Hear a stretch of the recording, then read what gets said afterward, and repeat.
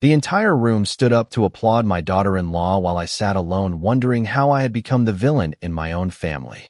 My name is Dorothy Reynolds, and at 70 years old, I thought I understood how family worked. I believed that truth mattered. I believed that if you treated people with kindness long enough, they would eventually see your heart. What I did not understand was how easily a good story could become more powerful than the truth. The charity banquet was being held at the Grand Riverside Hotel, a beautiful venue overlooking the water just outside Cincinnati. Every year, local organizations gathered there to recognize volunteers and community leaders. My daughter-in-law Lauren had become something of a local celebrity. She sat on committees, organized fundraisers, and appeared in community newsletters so often that people practically knew her by name. I arrived 15 minutes early wearing a navy blue dress and a silver necklace that had belonged to my late husband. The ballroom looked stunning. Crystal chandeliers cast warm light across dozens of round tables covered in white linens. Soft music drifted through the room.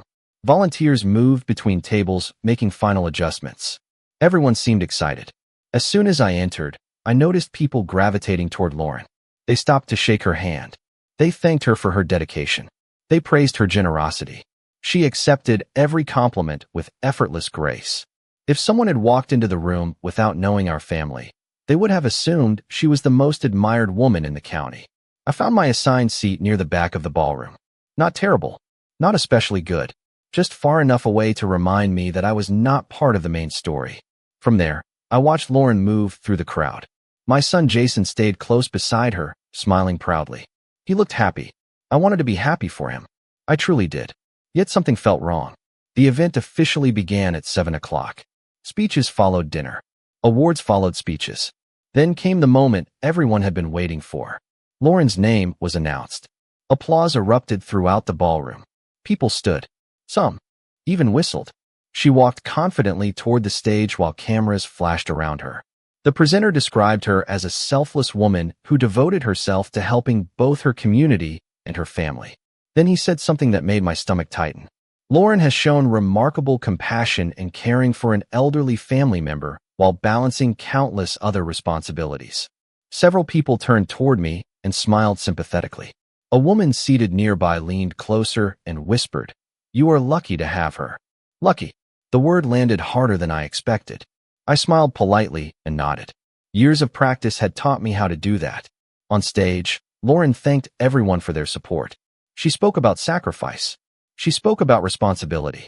She spoke about putting family first. The audience loved every word. More applause followed. I looked down at my coffee cup and waited for the moment to pass. That was when I noticed something unusual. Across the ballroom, a middle-aged man seated near the front had not applauded. While everyone else smiled and celebrated, he looked uncomfortable. Not angry, not confused. Uncomfortable, as though he knew something the rest of the room did not. For a brief second, our eyes met. He immediately looked away. The applause continued around us. Lauren smiled from the stage. The audience adored her. Yet for the first time that evening, I had the strange feeling that the story everyone believed might not be the whole story. The image of that man stayed with me long after the banquet ended. While everyone else had applauded, celebrated, and praised Lauren, he had looked uncomfortable. Not skeptical, not confused. Uncomfortable. The difference mattered. As I drove home that evening through the quiet streets outside Cincinnati, I found myself thinking less about the award and more about that expression. For years, I had watched people choose Lauren's version of events over my silence. I had learned to accept it. At least, I thought I had. Yet something about that moment suggested there might be another side to the story. The next morning, I woke early. Sunlight filtered through the kitchen curtains while coffee brewed in. The machine my late husband had bought nearly 10 years earlier. Normally, mornings were my favorite part of the day. They felt peaceful, predictable, safe. That morning, my thoughts kept returning to the banquet, especially the way people looked at me after Lauren's speech. Not with admiration, not with respect, with sympathy, as though I were someone to be managed rather than understood. The realization bothered me more than I wanted to admit. Around lunchtime, I stopped by a local grocery store. While standing in line, I ran into an acquaintance from church. She smiled warmly and asked how I was doing. We exchanged pleasantries for a minute before she gently touched my arm. "You are fortunate to have Lauren," she said. Not everyone would devote so much of their life to helping family. There it was again. Helping family. I smiled politely. Years of practice made that easy. Yet as I walked back to my car, I found myself replaying the conversation. Why did everyone seem to believe the same thing? More importantly, where had they learned it? Over the next several days, I began noticing details I had ignored for years. Family friends frequently praised Lauren's patience. Neighbors complimented her generosity. Community members admired her dedication. None of those qualities were necessarily untrue. Lauren worked hard. She volunteered. She stayed active in local organizations. The problem was that somehow, in every version of the story, I appeared as the reason she deserved praise. One afternoon, while sorting old paperwork in my home office, I came across a stack of community newsletters. Several featured photographs of Lauren attending charity events. Others included short interviews. Curious, I began reading more carefully. Again and again, I found similar themes. Family responsibility, caregiving, sacrifice, support. My name rarely appeared directly, but the implication was clear. Anyone reading these articles would assume Lauren spent a significant portion of her life taking care of me. I sat back in my chair and stared at the pages. It was subtle, almost impossible to challenge. No obvious lies, no dramatic accusations, just carefully shaped impressions. That evening, my granddaughter Abigail called. Her voice sounded unusually serious. "Grandma, can I ask you something?" I smiled despite myself. Abigail was one of the few people who still asked questions instead of making assumptions. Of course. There was a pause. Then she said something that immediately got my attention. "At the banquet, did you notice the man sitting near the front who never clapped for Mom?" I felt my pulse quicken slightly. "Yes." Another pause followed. "I think I know who he is." I sat down slowly at the kitchen table. "And?" Abigail lowered her voice. "I overheard him talking to someone after the event. Grandma, I do not think he believes the same story everyone else does." After I ended the call with Abigail, I sat quietly in my living room staring at the family photographs arranged across the mantel. The house felt unusually still. Outside, a gentle rain tapped against the windows while evening settled over the neighborhood. Abigail's words echoed through my mind. I do not think he believes the same story everyone else does. For years, I had assumed there were only two possibilities. Either people believed Lauren completely, or they simply did not care enough to question what they were told. The idea that someone had noticed inconsistencies changed everything. The next afternoon, Abigail stopped by after classes. She arrived carrying a backpack and a level of determination I had rarely seen in someone her age. We sat together at the kitchen table. "Tell me about him," I said. Abigail nodded. "His name is Richard Bennett. He serves on the board that selected Mom for the community award." My interest immediately grew. "What exactly did you hear?" Abigail leaned forward.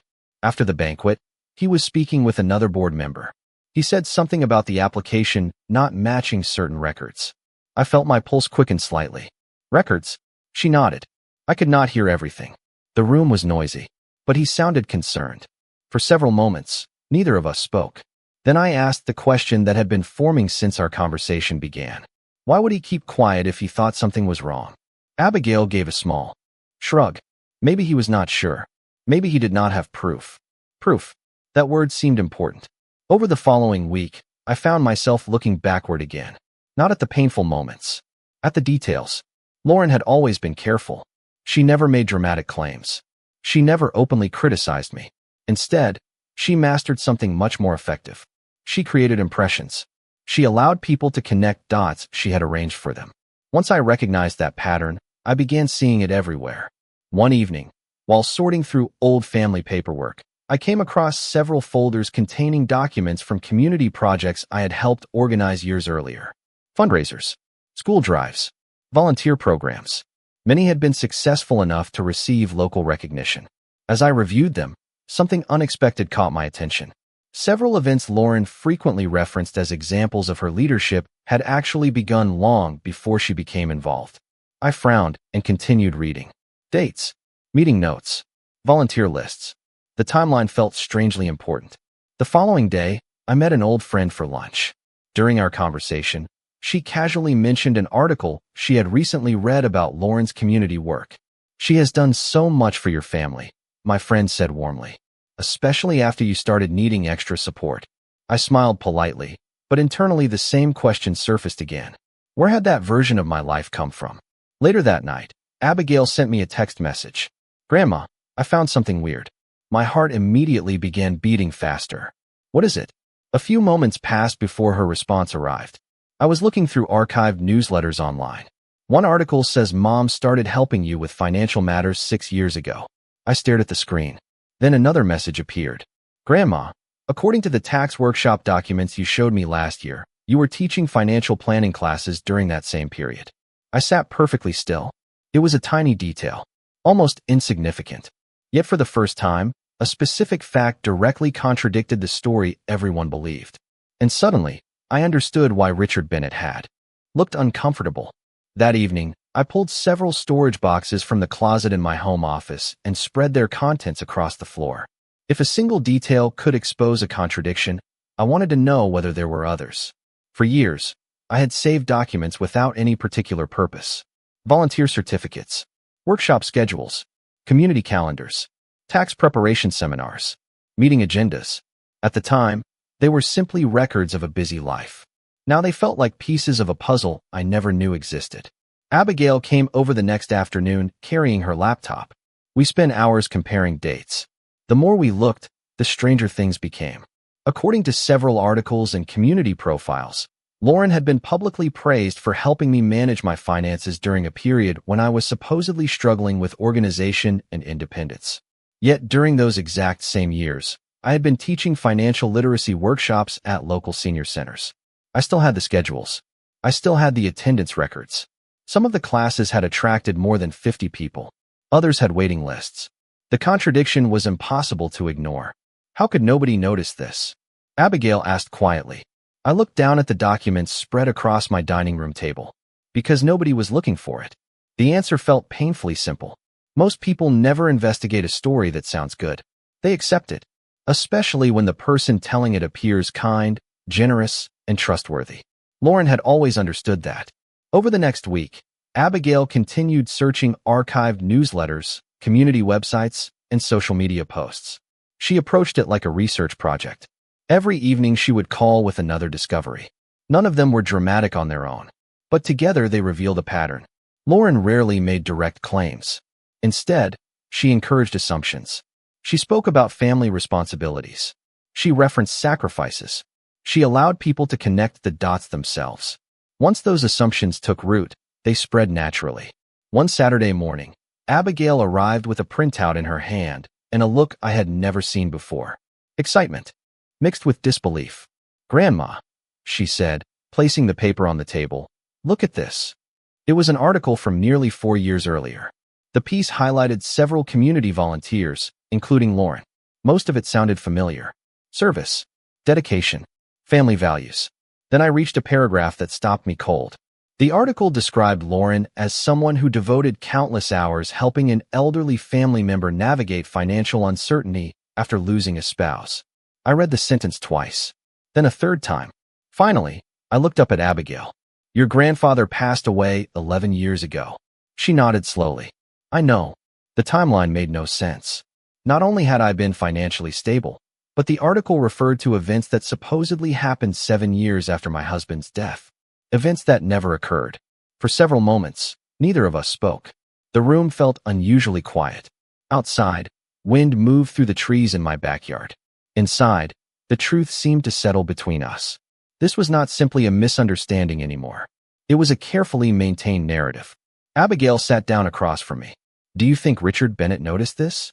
I thought about the uncomfortable expression on his face at the banquet. Suddenly, his reaction seemed far less mysterious. "I think he noticed something," I said. "The question is how much."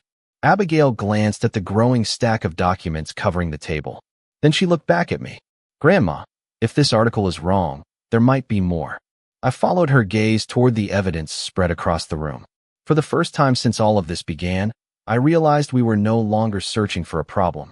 We had already found it. Now we were about to discover how large it really was. Over the next several days, Abigail and I continued digging through records, newsletters, archived websites, and community publications. The deeper we looked, the more one thing became clear. The problem was not a single article. It was repetition. The same story had appeared in different forms for years. Each version was slightly different, yet they all led people toward the same conclusion. Lauren was the devoted caregiver. I was the struggling family member she had taken under her wing. One evening, Abigail arrived carrying a folder thicker than any of the others. She placed it on my dining room table and slowly opened it. "I think I found the pattern," she said. Together we reviewed article after article. Community award nominations, volunteer spotlights, fundraiser biographies, leadership profiles. None of them contained obvious lies.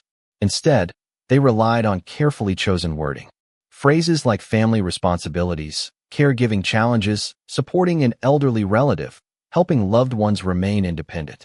The language sounded compassionate, generous, noble.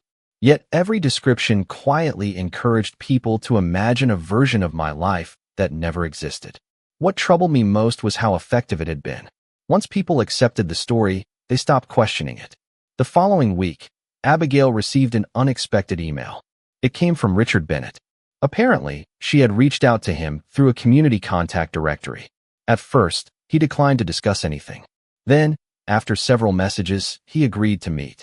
We chose a small cafe near the river. Richard arrived exactly on time. He appeared thoughtful, reserved, and slightly uncomfortable. The same expression I had noticed at the banquet.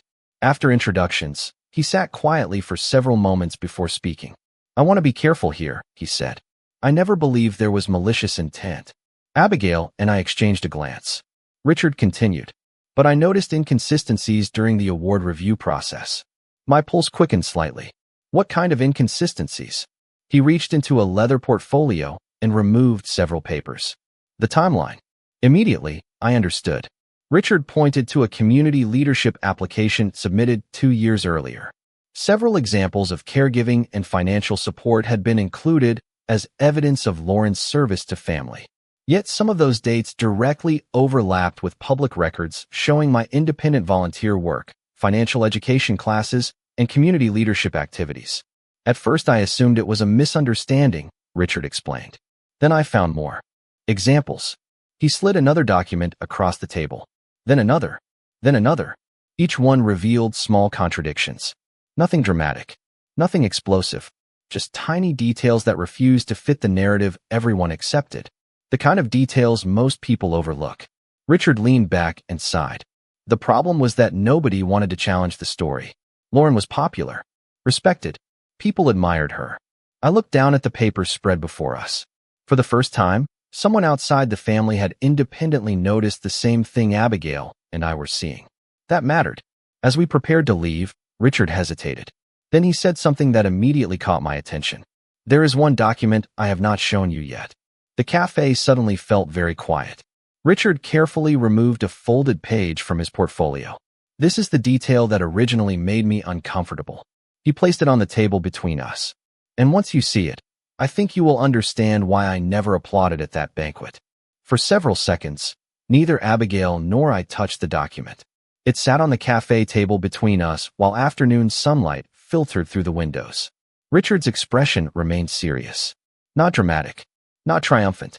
Serious. Slowly, I unfolded the page. At first glance, it appeared ordinary. A recommendation form attached to one of Lauren's community award applications. Names, dates, supporting statements. Then I reached a highlighted section near the bottom. The recommendation described Lauren as having spent years personally managing the finances of an elderly relative who was no longer capable of doing so independently. I read the sentence twice, then a third time. Finally, I looked up. This was submitted as evidence. Richard nodded. Yes. My stomach tightened. The statement was not vague. It was specific. According to the application, Lauren had actively managed my finances for several years. Yet during that exact period, I had been teaching financial literacy classes throughout the county. Not only was I capable of managing my own affairs, I had been teaching others how to manage theirs. The contradiction was impossible to explain. Away. Abigail leaned forward. Who wrote this? Richard pointed toward the signature line. The recommendation had come from a community contact who clearly believed the information was accurate. That was the most troubling part. The person who signed it probably thought they were telling the truth. They had simply repeated a story they had heard often enough to trust.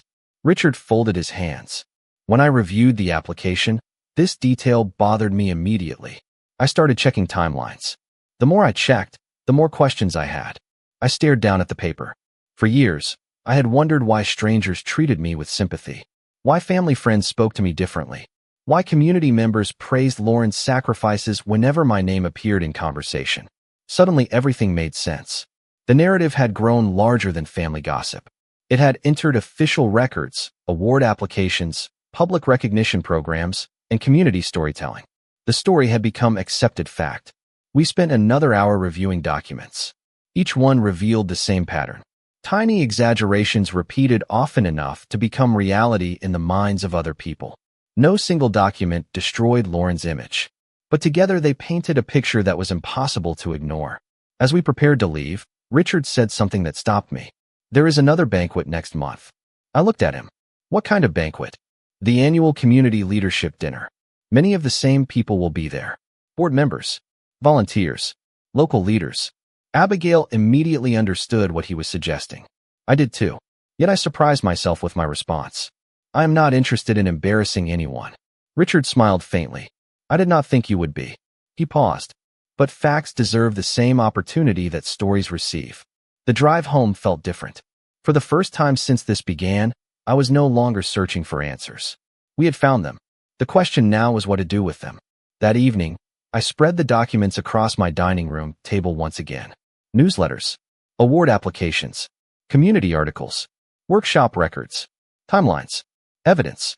None of it looked dramatic. In fact, it looked surprisingly ordinary. Yet somewhere within those ordinary pages existed the tiny detail that contradicted everything people believed. And as I sat there reviewing the evidence, my phone buzzed with a message from Abigail. Grandma, you need to see this. I found another article. This one is even worse. Abigail arrived at my house less than 30 minutes later carrying her laptop.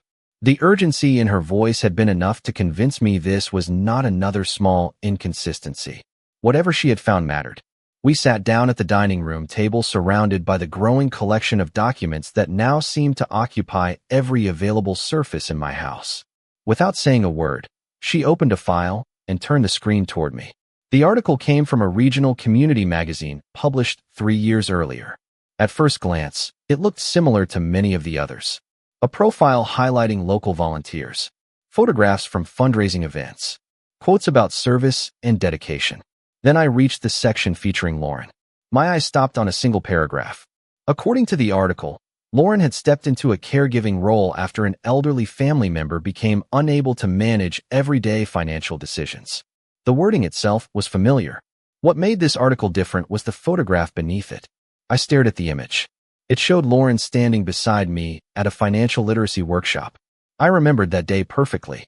More than 60 people had attended. I had spent 2 hours teaching retirement budgeting strategies and fraud prevention techniques. Yet the caption beneath the photograph described the event as one of the many educational resources Lauren had sought out while helping an elderly relative navigate financial uncertainty. For a moment, I simply stared at the screen. The photograph itself disproved the story. I was standing at the front of the room, holding presentation materials. The audience was facing me. I was the instructor. Yet the caption transformed the entire context. Abigail sat quietly while I absorbed what I was seeing. Finally, she spoke. Do you understand why this bothered me so much? I nodded. Slowly. The evidence was always there. That was the unsettling part. Nobody had hidden the truth. The truth was visible in plain sight. People simply accepted the explanation they were given instead of examining the details. Over the next hour, Abigail and I reviewed additional articles. The pattern became impossible to ignore.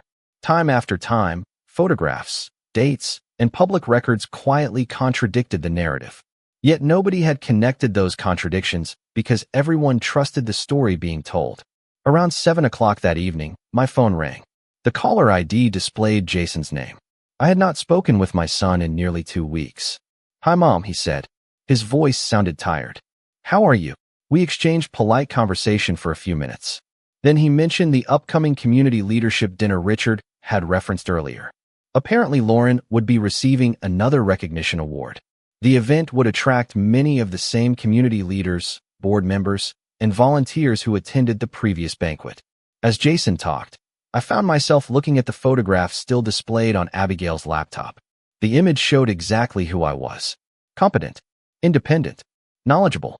Yet the caption beneath it described someone entirely different. After I ended the call, Abigail closed the laptop and looked directly at me. "What are you going to do?"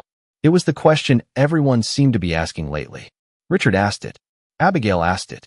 Even I had asked it countless times while staring at documents spread across my table. The answer came surprisingly easily. Nothing dramatic. Abigail smiled faintly. "That sounds exactly like something you would say." I returned the smile. Then I looked toward the stack of articles, applications, newsletters, and photographs. The truth was no longer hidden. We had found it. The challenge now was deciding how to place it in front of people who had spent years looking the other way. And somewhere deep down, I had a feeling the answer would arrive sooner than either of us expected. The opportunity arrived exactly 3 weeks later at the annual community leadership dinner. The event was held in the same ballroom where I had watched Lauren receive applause while people looked at me with sympathy. Walking through those doors again felt strangely different. The room had not changed. The chandeliers still glowed warmly overhead. The tables were still dressed in white linen. Community leaders, volunteers, and local officials still filled the room with conversation and laughter. Yet this time I was not confused. I was not hurt. I knew something they did not. Abigail arrived with me. Richard Bennett was already there speaking with several board members near the front of the ballroom. Across the room, Lauren moved gracefully between tables greeting guests. She looked exactly as she always had. Confident, admired, untouchable. For a moment, I wondered whether she genuinely believed the story herself. Perhaps after repeating it for so many years, she no longer recognized the difference between perception and reality. The evening progressed much like the previous banquet. Speeches, awards, recognition, community achievements. Then Lauren's name appeared once again. Applause filled the room. She stood and walked toward the stage. I noticed Richard exchange a glance with another board member. The expression on his face was completely different from the discomfort I had seen weeks earlier. This time, he looked resolved. Lauren accepted the award and stepped to the microphone. She thanked volunteers. She thanked sponsors. She thanked family. Then she began speaking about service and sacrifice. The audience listened attentively. Several people nodded along. I remained perfectly still. When Lauren finished, the applause began again. Then something unexpected happened. Richard stepped onto the stage before she could leave. The room gradually quieted. He smiled politely. "Before we conclude this portion of the evening, there is one clarification I would like to make." Lauren's expression shifted slightly. Not dramatically, just enough for me to notice. Richard continued. "While reviewing historical materials for tonight's program, our board discovered several archived community records that deserved additional recognition." The room listened. Curious, uncertain. Richard held up a photograph. Even from across the ballroom, I recognized it immediately. The financial literacy workshop. The same image Abigail had found. A projector screen behind the stage displayed the photograph for everyone to see. There I was, standing at the front of the room, teaching a workshop years earlier. Richard spoke calmly. "For many years, Dorothy Reynolds has volunteered hundreds of hours teaching financial planning, retirement budgeting, and fraud prevention throughout our community." Murmurs spread through the audience. Richard continued. More photographs appeared. More records. More workshop schedules. Attendance lists. Volunteer programs. Public documents. Nothing sensational. Nothing embarrassing. Just facts. One detail after another quietly dismantled a story people had accepted without question. The atmosphere in the ballroom changed. Not suddenly. Gradually. Like fog lifting from a landscape.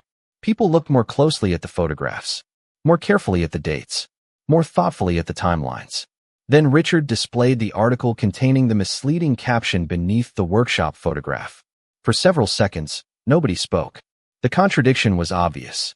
The woman described as needing financial guidance was standing at the front of the room, teaching it. No accusation was necessary.